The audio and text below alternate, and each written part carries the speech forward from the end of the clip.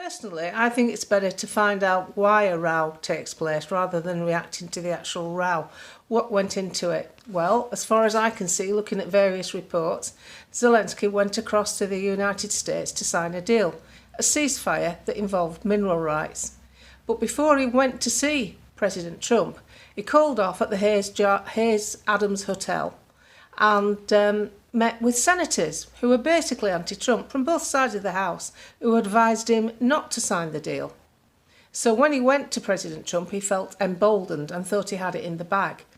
Not too sure why he feels so bold, to be honest. So when he sat there, the way the meeting should have gone, after all the money that's been sent to Ukraine from America, it should have begun with Zelensky thanking America and thanking the office of president for all the money and assistance that they've had.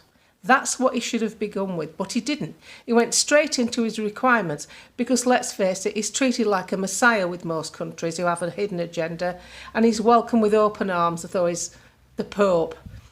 Donald Trump wanted him to be grateful for all the tax money that he's had from American citizens.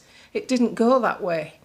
And he signed over the mineral rights in a deal with Keir Starmer in January before President Trump was inaugurated. You're not telling me that Donald Trump hadn't worked that one out. We've got the mineral rights according to Keir Starmer's 100-year deal. Other world leaders are claiming that they've got the mineral rights. How many times has this bloke sold his mineral rights? The irony being, I'm told by people who are familiar with mining that most of the valuable underground metals come from the area called the Donbass, which would be controlled by Russia, depending on what goes on. You've only got to look at Jeffrey Sachs' address to the United Nations when he does the chronology of how we've got to where we are, which began in 1991.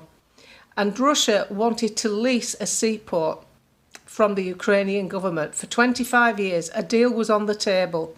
But then the neocons got involved and interrupted a democratic election to try and install their own man. And it all kind of went tits up from there, really. So what you've got to do, you've got to look at that Jeffrey Sachs address to the United Nations. You can Google it. It's on YouTube. It's on my page on Twitter and Facebook. It's pinned at the top on Facebook. And just listen to the chronology. This isn't a biased report. This is a chronology of events that took place. So if I was President Trump, I'd be pretty naffed off as well with Zelensky's attitude. So what you saw was a president who's been in office 2 months, and he's done more in that time than our politicians have done in the last 14 years. Maybe he was tired, maybe he was at the end of his tether, maybe we should